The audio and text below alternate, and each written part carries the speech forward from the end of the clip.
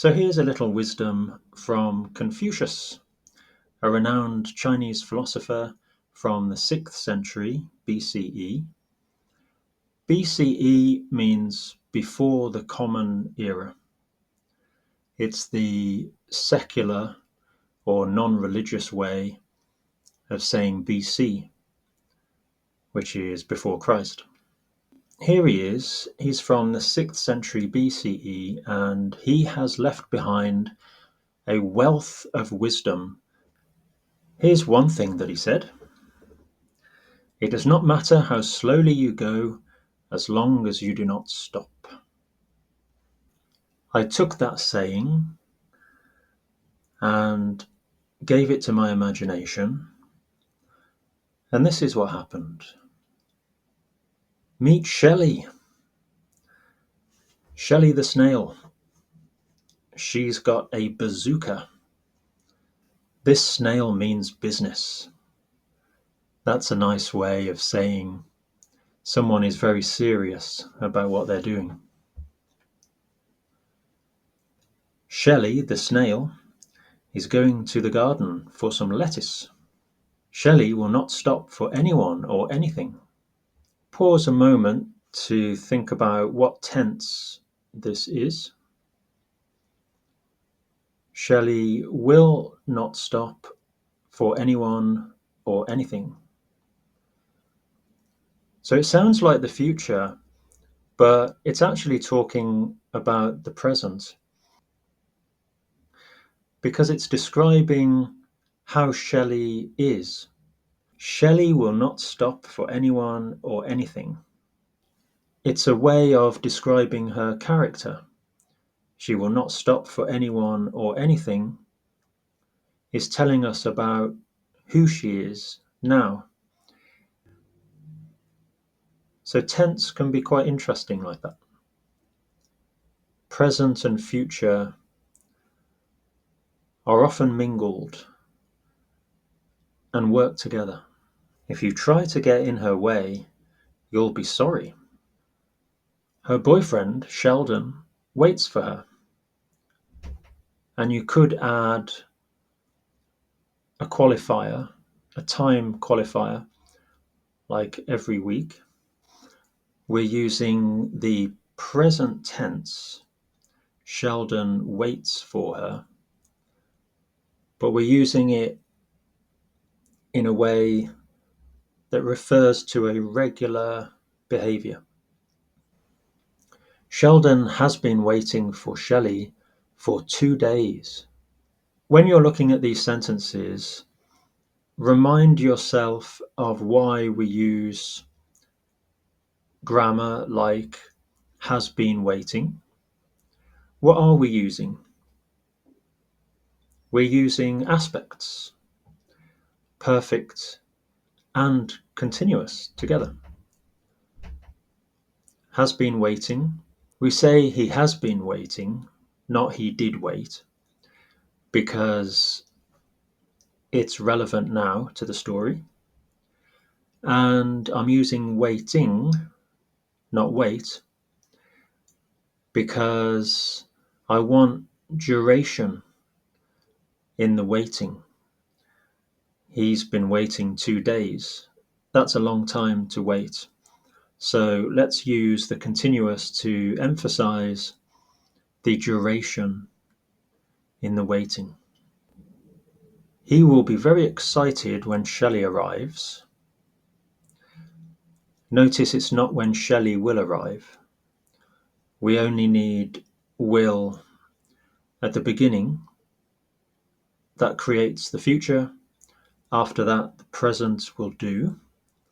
Remember, future and present are best friends. They work together. So he will be very excited when Shelley arrives. Until then, he will be patient. Now, I've separated 2 clauses in the sentence, or the first part of the sentence and the second part of the sentence are separated by a semicolon. And because that is quite a strong pause, we do need will again. When you use a semicolon, the first part of the sentence has to be grammatically correct, as if it was one sentence. And the second part of the sentence also has to be grammatically correct, as if it was one sentence. That's different from when we use a comma, which is only a short pause. Sheldon and Shelley have been friends since the autumn of 2023. Again, have been, not just are. We want duration. We're going to give information about when something started, autumn of 2023. So we're adding duration. Perfect can be used. They plan to get married next summer. What tense is that? Well, next summer is obviously in the future. However, the main verb is to plan, and that's in the present. So it's the present tense, they plan. In June next year, the happy couple will be tying the knot. Tying the knot means getting married. Up until she met Sheldon, Shelley was lonely. So she was lonely in the past, lonely for some time. Then she met Sheldon. She wasn't lonely anymore. Up until she met Sheldon, she was lonely. This next one is quite interesting. So I've taken a bit more time to break this one down. Once Sheldon had seen Shelley in her shiny hazel-coloured shell, he was smitten. Smitten means struck by love. Now, what tense and aspect are we using here? Had seen. Past perfect. So why am I using that? Well, if we just come over here and have a look at the situation a bit earlier, Sheldon sees Shelley and falls in love. And then after that, Sheldon saw Shelley and has fallen in love. So it's important and relevant to the current situation. So we can use the perfect. He has fallen in love. And when we talk about this story, but this event has moved into the past, this present perfect will become past perfect. So it's the same situation, but after some time has passed, what was present perfect will be past perfect. But all the reasons for using perfect are the same. Another way of looking at it is to break things down into a question and answer. Why was Sheldon in love? Because he had seen Shelley. He had seen Shelley, so he was smitten. Will we be hearing the slither of tiny stomachs? Now, what I've done there is an allusion, not illusion, but allusion.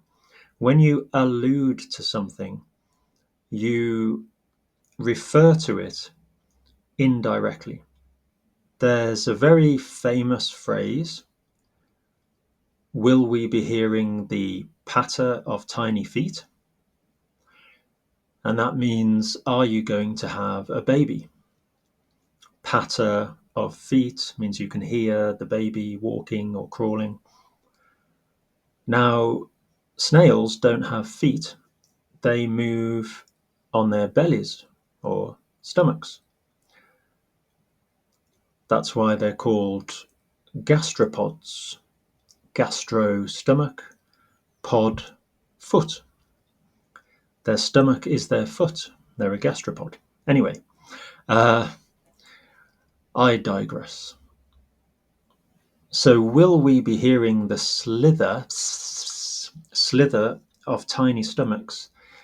When I say that, I'm alluding to this famous phrase, and when someone understands that, they'll know that I mean, will there be baby snails? Oh, let's hope so.